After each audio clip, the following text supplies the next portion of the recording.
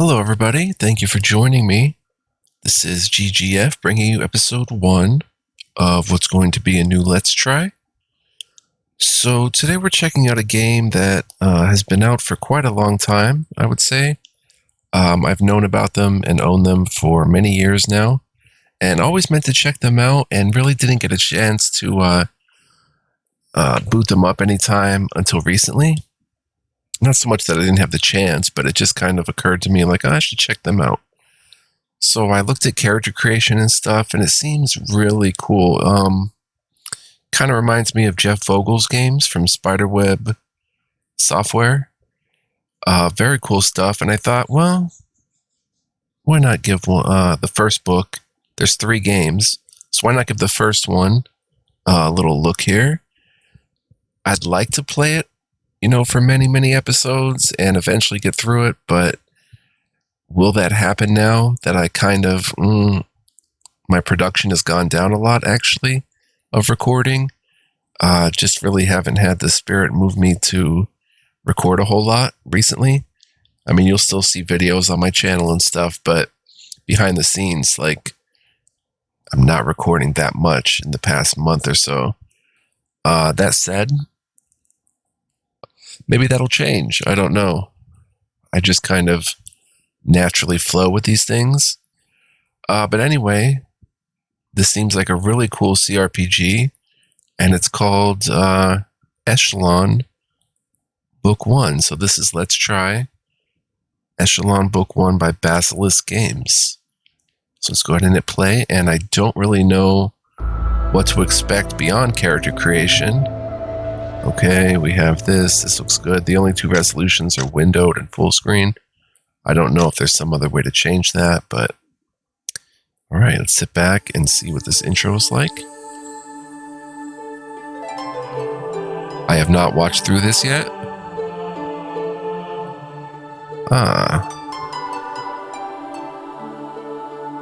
Basilisk Games presents... Wow, very beautiful intro. Eschalon Book 1. I think I'm pronouncing that right. Eschalon? Eschalon? Alright, so there isn't actually an intro movie that I can see here. And no settings or anything, so let's just begin a new adventure. Get right into it. And we will see what's what. Alright, we have character creation. So this is super cool. As you can see, this is a full character sheet. Something like you'd see in D&D or something like that.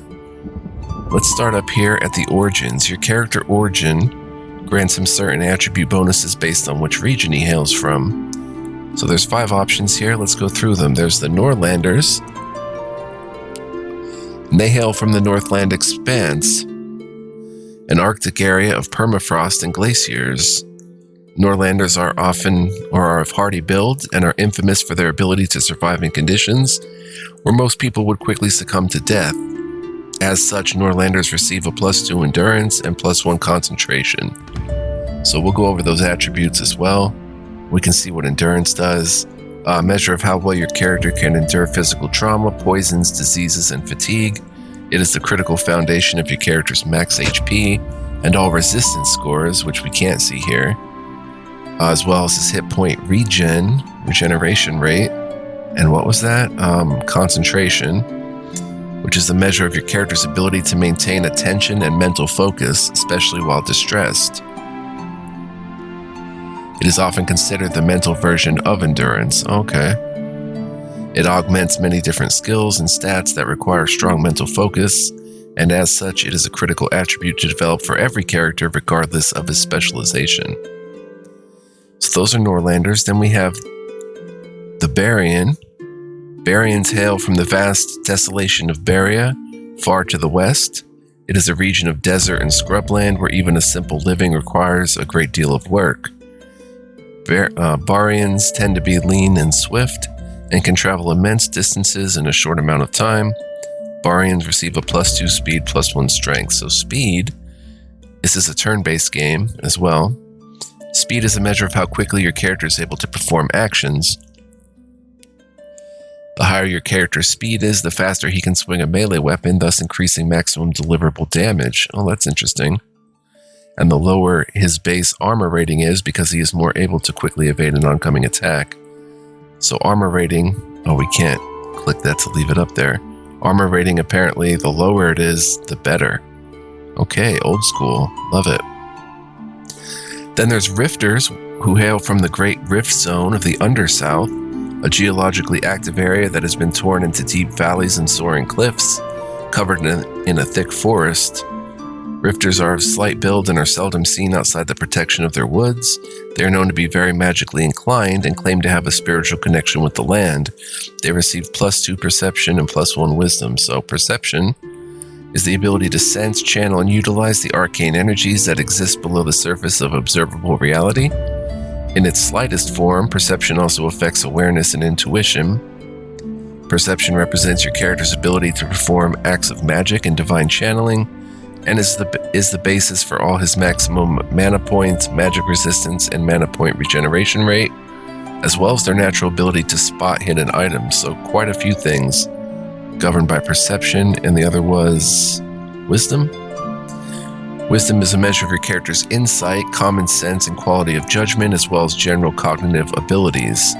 Wisdom augments the magical skill of divination, as well as disease resistance and some defensive stats.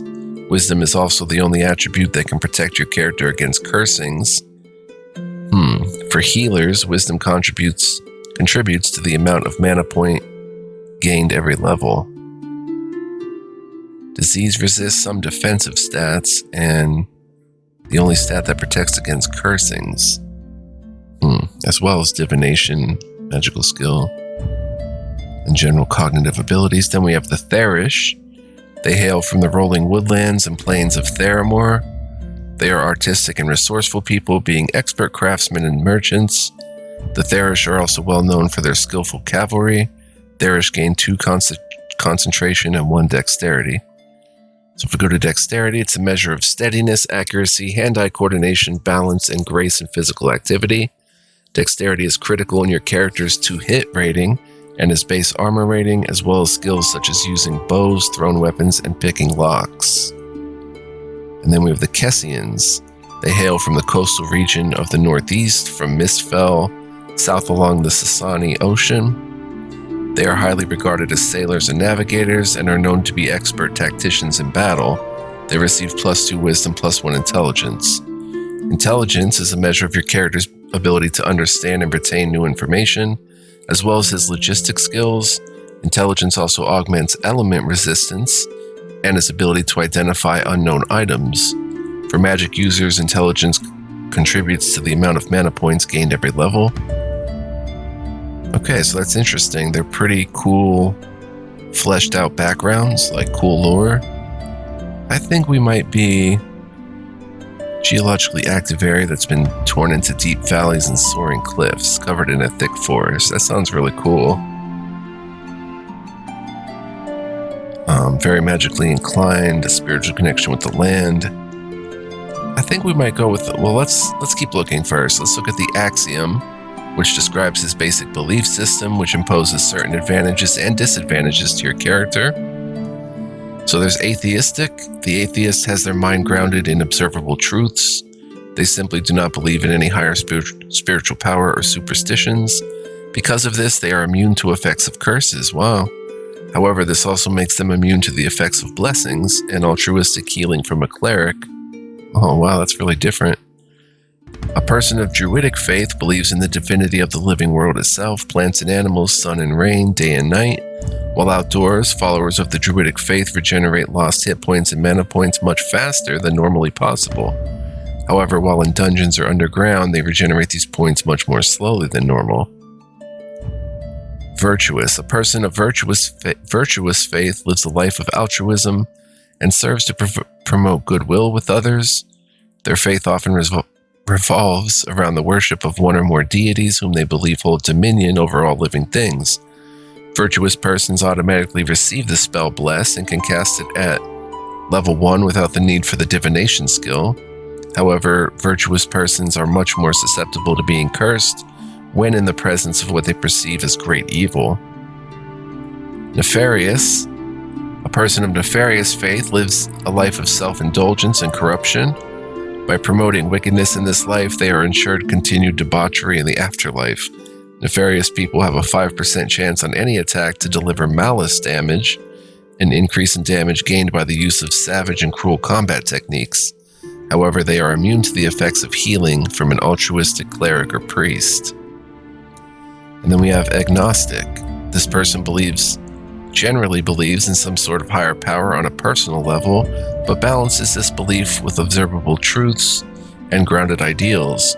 Being generally balanced, they receive neither bonuses nor penalties. And then we have class. Identifies base proficiencies, interests, and way of life. It does not limit his development. Regardless of your choice of class, your character can still evolve in any way you choose and master any combination of skills. Choosing a class grants him one predetermined skill to start out with. So here we have fighter, experts at hand-to-hand combat, preferring the feel of a solid weapon in their hand over anything else. Fighters may adventure for the simple thrill of battle or to sell their services as a mercenary to the wealthiest armies. The fighter starts with the sword skill. If we come down here, there's a bunch of skills. Swords include all form of medium to long-bladed, single or double-handed weapons. Short swords are considered true swords, not short-bladed weapons. Swords are considered melee weapons, and as such, strength and speed complement this skill, so we haven't looked at strength. Is a measure of your character's physical power, his ability to lift and carry weight, as well as the maximum force he can deliver when attacking. Nearly all of your character's physical abilities are augmented by strength in some way, including toxin resistance. Then we have rogue. Rogues are loners who prefer to draw as little attention to themselves as possible. Rogues often develop skills in lockpicking and trap disarming, and they may dabble in unscrupulous activities from petty thievery all the way up to assassinations. Certainly not all rogues are criminals, and some have even become folk heroes while using their skills to help others. The rogue starts with the pick lock skill. Pick locks. The ability to utilize lockpicks to release locks on doors and chests. Intelligence and dexterity complement this skill. Then we have magic user, like in the old D&D days. Proficient in the magical arts as either a hobby or profession. Many people claim to possess some kind of magic talent, but true magic users choose to make it part of their everyday life, practicing their art every chance they get. The adept magic user is both feared and respected by even the mightiest warrior. The magic user starts with the elemental skill. Arcane elemental. Deals with magics of the elemental realms, fire, earth, air, and water. The higher the skill is, the more powerful of elemental spells you can cast, and the lower your chance of spell failure during combat will be. Intelligence complements this skill. We have a healer. These are people who promote the restoration of life. This doesn't imply that a healer is opposed to taking life when necessary. Sometimes a few must die to save the lives of many. Some healers work through the use of divination and spiritual faith, while others live by the sword, insisting that healing cannot begin until the decay has first been cut out. The healer starts with the divination skill. So I guess arcane divination is sort of like healing. Well, we'll see here. Magics of the spiritual and organic realms used most frequently by healers and persons of druidic faith. The higher this skill is, the more powerful of divination spells you can cast, and the lower your chance of spell failure during combat. Wisdom complements this skill. So it's pretty interesting. You can be a druidic healer, you could be a virtuous healer, you could even be a nefarious healer, an atheist healer. Wow, it's really interesting how these all kind of combine. We'll get to that in a minute though. Ranger, the last class, are scouts and protectors of their homeland. They are unequaled hunters and survivalists. They fight hand-to-hand in combat only when needed, preferring guerrilla tactics and ranged weapons to win battles. The ranger starts with the bow skill. So if we come down here to weapons, bows include any variation of archery devices which utilize arrows. Concentration and dexterity are the attributes that complement the bow skill. And then we can change our portrait here.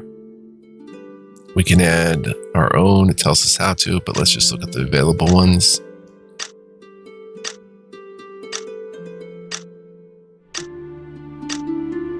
Okay, so maybe we'll be this guy. Kind of looks like my biological dad. R.I.P. Title. Your character's title is automatically generated based on your axiom and class choices. A title is simply a denominational label and does not affect character development in any way. The tale told in Eschalon Book 1 revolves around a male main character. As such, you cannot change this character trait. Oh, I didn't actually realize that. Then we have the attribute points here, and we can re-roll them. Click the dice to re-roll your base attributes. Each roll produces a random number between 7 and 14 for each attribute. Note, this will reset your character and undo any changes you have made so far. Then we have skill points. This shows the number of remaining skill points that can be used to upgrade your known skills. New skills can be purchased for 3 points, each from the available skills list, or any of your existing known skills can be upgraded to the next level for 1 point each. Now, we'll go through the available skills. Well, yeah, alchemy. The arcane skill of alchemy deals with the production of potions and elixirs through the mixing of reactants and reagents. The higher your skill is in alchemy, the more potent a mixture you can create. Master alchemists may also learn the process of applying these mixtures to weapons and armor, imbuing them with extra abilities. Very cool. We've been over divination, elemental. Armor light. Light armor encompasses the use of lightweight protection such as soft, hard, and studded leather. The more skilled you are with any armor, the less injury you'll receive from a physical attack.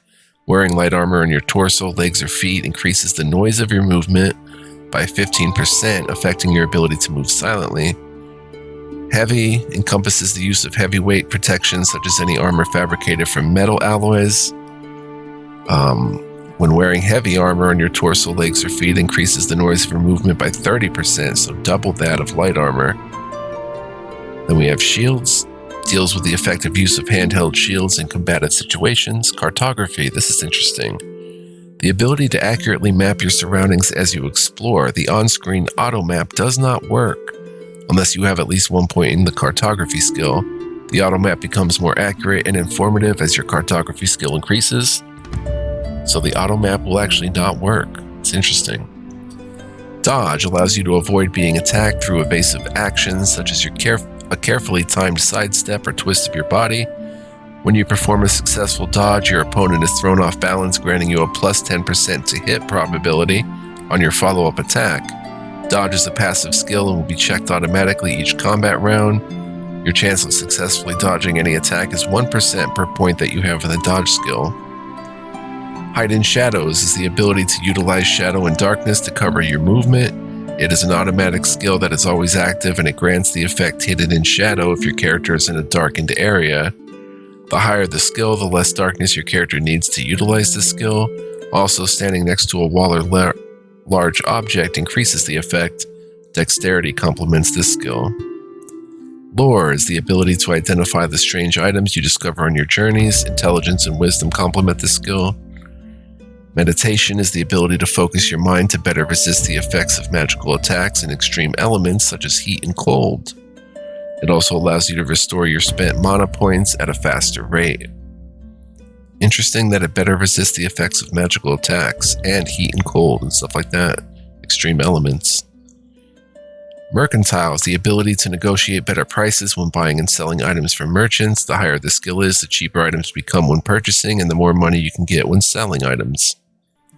Move silently is a stealth skill that allows you to move without producing sound to avoid detection. The higher this skill is, the more it offsets the penalty imposed by wearing armor, and the closer you can approach an enemy before they notice you.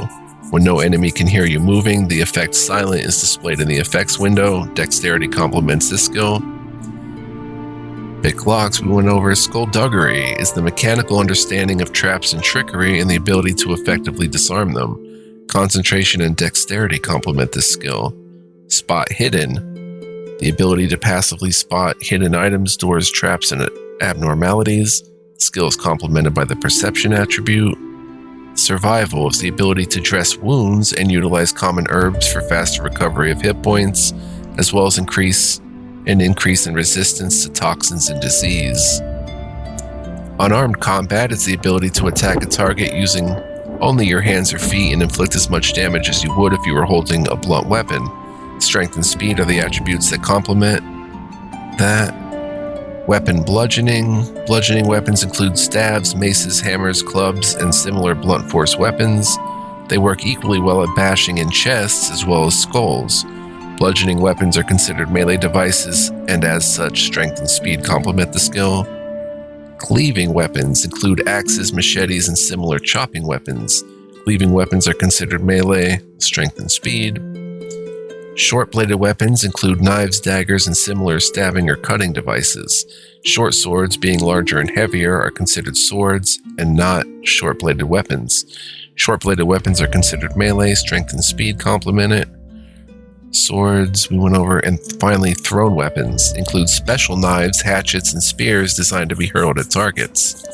Thrown weapons will generally cause more damage to a target than other ranged weapons, such as arrows, due to heavier weight and additional inertia, and unlike bows, thrown weapons can be used while holding a torch or shield. Oh, that's cool. The downside is that thrown weapons are heavier in your inventory and more costly per unit than arrows.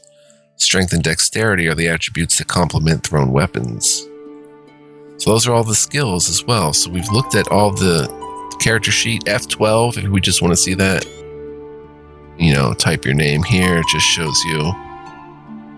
Click this when you're finished. Skill points. All right, so it just toggles that.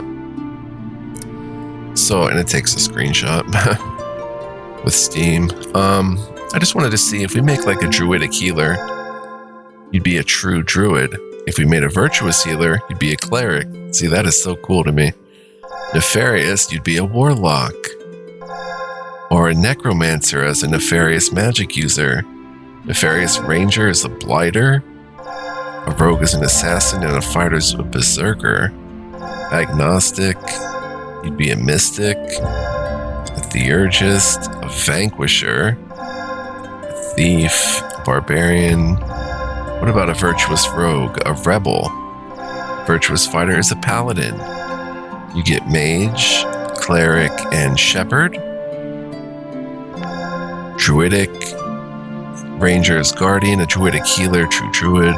A conjurer is a druidic magic user. A druidic rogue is a shadow lark. Druidic fighter is a preserver. Atheistic fighter is a mercenary. A bard. An illusionist. The healer is Sawbones. And the ranger is a naturalist, so very cool. I think for this playthrough, I think we're going to be like a virtuous. We could be a shepherd. That's pretty cool, but I kind of want to be a magic user. That starts with bows. Arcane divination. Could just be a mage. Let's re-roll these stats because I don't like them. Oh, wow. Oh, boy. They're getting lower and lower for some reason. That's not too bad. We'll start with that base, I think. We have 15 points to spend. I don't know. What is it? 8 to... Between 7 and 14. We could probably do better, but... I don't know. Let's see. Do we want to be a mage? Or a rebel?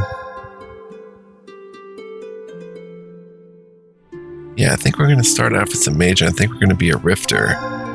Oh, that makes it look much better. Rifters were the ones that were magically inclined and claimed to have a spiritual connection with the land. They're rarely seen outside the protection of their woods. So we might go with that, a rifter mage. Now here, let's see, intelligence. We went over all these. Definitely going to need intelligence for magic users to contribute to the amount of mana points gained every level. And then wisdom, this protects against cursing. Since we're virtuous, we're more susceptible to cursings. So we should raise wisdom to 15. Perception perform acts of magic and divine channeling, and is the basis for all maximum MP magic resist and MP regen, as well as the ability to spot hidden items. Oh, concentration's really low.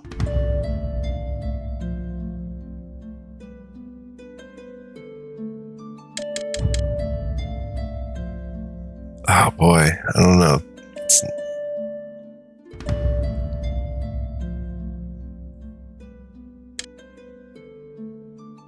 You can't take these down any further than what they start at. 10 strength is pretty low. And I still want to go higher in concentration. Well,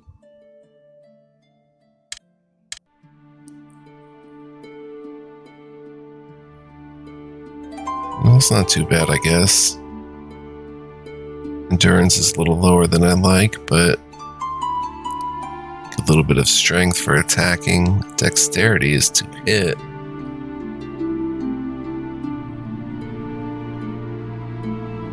Oh, it was speed that did the max deliverable damage in melee. Alright, that's not too bad. That's really good, actually. I mean, look at all these skills from speed on. Very good. Alright, let's look at our skills. We start with Arcane Elemental. I kind of have an idea in my mind what I want to get. I think we have to go with Cartography to use the mini-map. I think we have to go with Lore. Intelligence and Wisdom complement it. Intelligence complements Elemental. Meditation. Resist the effects of magical attacks. It could maybe resist cursings. Soundly, there's so many good skills here. I think Spot Hidden is another no-brainer. I don't want to miss out on hidden stuff. I wouldn't mind Sword.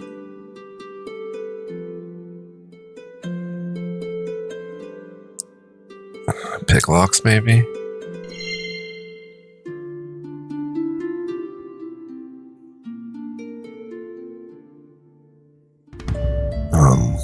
Divination.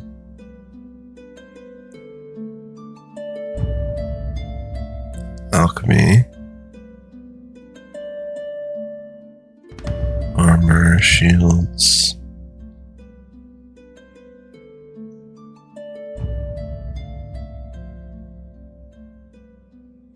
Let's go with meditation. Now we have 5 skill points left. It takes 3 to learn a new skill. We could still learn like weapon swords or something.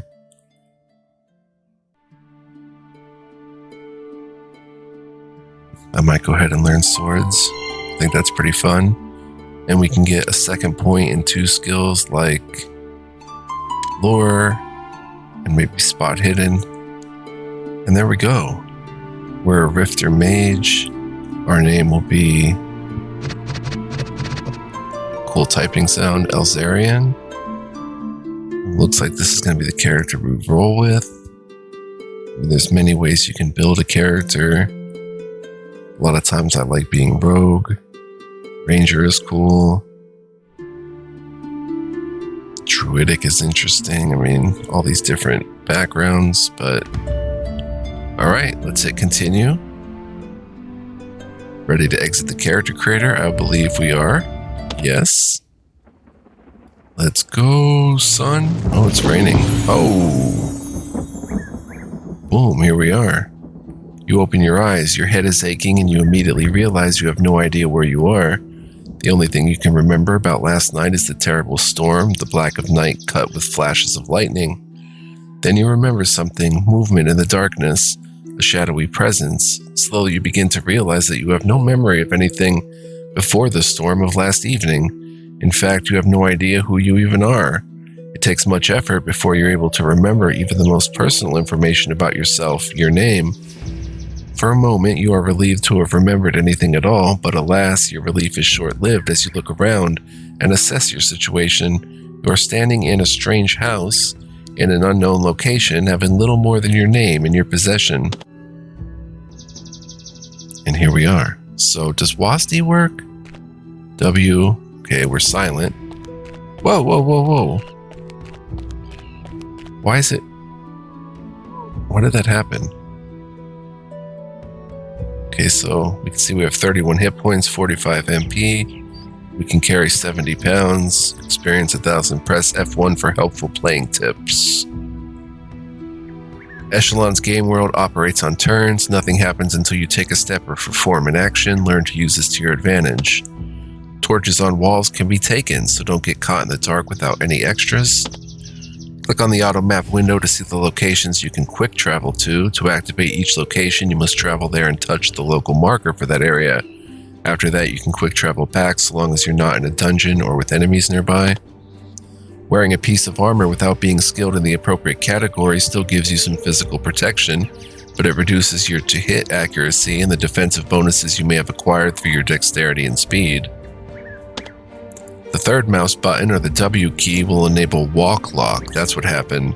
Your character will walk in the direction of the cursor arrow until you press any key. When you discover a locked object, any keys in your inventory are tried on the lock. If you have the proper key, the lock will release automatically. If you have lockpicks in your inventory, you'll be given the option to pick the lock. Hold down the left shift button while left-clicking on a highlighted object to bash it with your currently held weapon. It's just another way to open locked chests and doors. Cool. Left shift. To cast a readied spell, you must right-click the target. Mac users with one mouse button can hold down the left control button while clicking. Right-click the target, cast a ready spell. Even the best mage can't rely on magic all the time. Consider a minor skill using a melee weapon for when your magic fails you. When you see silent in the active effects window, that means no other creature can currently hear you. If you want to reduce the distance at which others can hear you, increase your move silent skill, or stand still by pressing the spacebar. Demon Oil is a multi-purpose tool. You can injure enemies with it, create barriers of fire, or use it to destroy doors and chests. To rid yourself of an inventory item, you can pick it up from your inventory and drop it into the game window.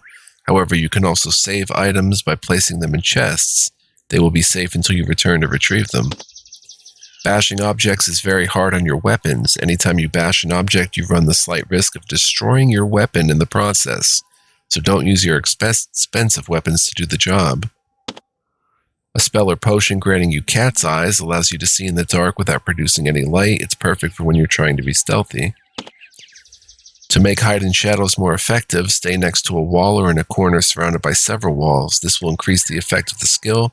Being surrounded by many trees, especially at night, will also increase the effect of the skill dramatically. Maximum weapon damage is calculated from the weapon itself and your skill with it, as well as certain physical attributes as follows. Bows use dexterity and concentration. Thrown weapons use strength and dex. Melee weapons use strength and speed. Mana points recover more quickly than hit points, but if you depend on spells for your survival, it's smart to keep a few mana potions on hand for instant mana rejuvenation. Press the tab key to display the tactical grid and highlight enemies that may be hidden behind walls. A switch can be flipped at a distance by throwing something at it or hitting it with a spell that can damage map objects. Remember, this is the same as bashing, so hold down the left shift key to target it. Eschalon's game world. Okay, so are there more? Or is... Oh, that's all of them. Okay. Let's look around here. We've got a torch. This must be the inventory, and our gold is 0. Our character, oh, all the cool things we can equip. We have a traveler's shirt, value of 1, commoner's pants, value of 2. Oh, here we go. Our character sheet. Our 2-hit ability is 5, max damage is 5 plus 0, armor rating is 5, no damage reduction. Our resistance to the elements 27%, toxins 22, magic 27, disease 26. And I guess that's all for we're a layman, virtuous magic user. Elzarian the mage. Got a quest journal. We've got a spell journal. Hold down a number while clicking OK to quick set your readied spell for faster retrieval. Right-click spell name for description. It costs 2 mana. This incantation bestows upon the caster a divine blessing, increasing the caster's to hit and maximum damage. The effective blessing is +1 to hit probability and +1 damage per casting level, lasting 100 rounds. Okay, hold down a number key while clicking OK. So if we want this to be number 1, click OK. Both the spell and casting level must be selected. Oh, click the casting level. Okay, ready spell is bless level 1. If I press 1, it sets it. You are now fighting empty-handed. This switches your weapon between main and alternate. This icon will flash when you've gained enough XP to advance to the next level. You're about to camp. Time will advance rapidly, allowing you to regain hit points and mana points quicker. Press escape at any time to end resting. The longer you rest, the greater chance you have of being caught by a random encounter. Let's cancel that. And finally, we have the options. Save, restore. Let's save as YouTube 1. Okay. It tells us how long we've played. It's 0.1 hours. That's cool. Let's go to options. Tactical grid always on. No. Performance rating. Lower is better. Graphics detail level high or low. Show compass directions. No. Yeah, we'll put yes for that. Show phase of day. Yes. Music volume. Atmosphere volume. Footsteps volume. Combat music during battles. Yes. Okay. And we'll save again. Now, let's hit escape and see how long we've been playing, making our character. 36 minutes, so it's about time to wrap it up. We'll probably, we didn't get to much gameplay yet, but that's okay. You see a sconce. I thought I could take it. They told me I could take it. Wall torch. There we go. Shows up as a torch, added to inventory. It doesn't show up there, they just show up here. And there's a chest right there. Boom. You see a basic chest constructed of hardwood with bands of copper. We've got an iron dagger, short-bladed weapon, value 24. It's in our inventory. And then we have a sealed note. Pick that up. Exit out the chest and check this out. So let's bring up our character sheet. Our primary weapon. Boom, we're unskilled weapon. There's a penalty, unskilled weapon penalty, okay. It's okay though, I guess. Close that, and then we have a sealed note, right click to read. Elzarian, you don't know who I am, but I know who you are. I'm sure you are very confused right now, but you must gather yourself quickly. I've hidden a few basic supplies for you. They are out back near the well. Hopefully you'll remember the secret spot. You need to find a man named Maddock in the village of Aridel, which is just a short walk northeast of here. He'll know who you are and has been instructed to give you a small package upon your arrival. Be very careful. This land has been befouled and is not safe. If you wish to live, I suggest you stay on the main roads and paths. Do not wander. E. The name Maddock means nothing to you, nor does the initial E. With nothing else to go on, perhaps finding this person named Maddock will be your best chance to make sense of this confusion. Quest has been added to your journal. Find Maddock in the village of Aridel, located northeast of where you awoke. Alright, let's look around. We can't really click anything else here. Tab just shows the grid.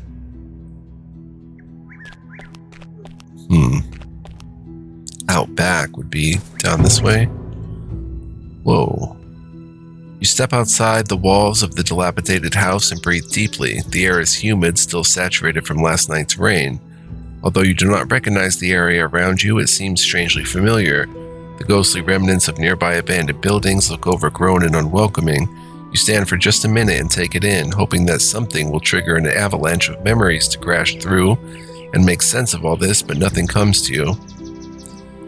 Alright, so I'm going to save here, guys. We'll hit this barrel. We've got a couple torches, value 2 apiece. Now that shows as 3 there. So out back by the well, it looks like stuff back here. we'll check that next time, so we'll leave on a bit of a cliffhanger. What will be in the items that were left for us, and basic supplies. But yeah, thank you so much for watching, guys. I was just in the mood to kind of start this. As you can see, it even looks like a Jeff Vogel game, but very beautiful art style and deep RPG gameplay, which we always love here. So appreciate you guys. If you like this and you want to see more from this series, you can press the like button, aka give a thumbs up.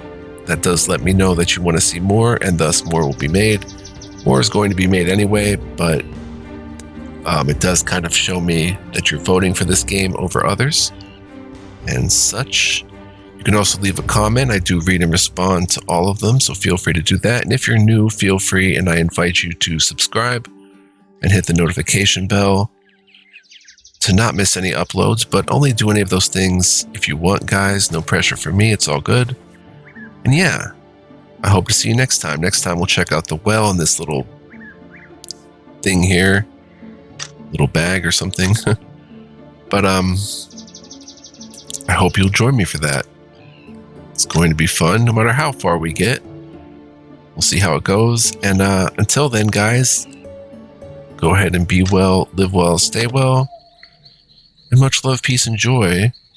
More Eschalon Book 1 coming your way soon. See you guys then. Bye-bye.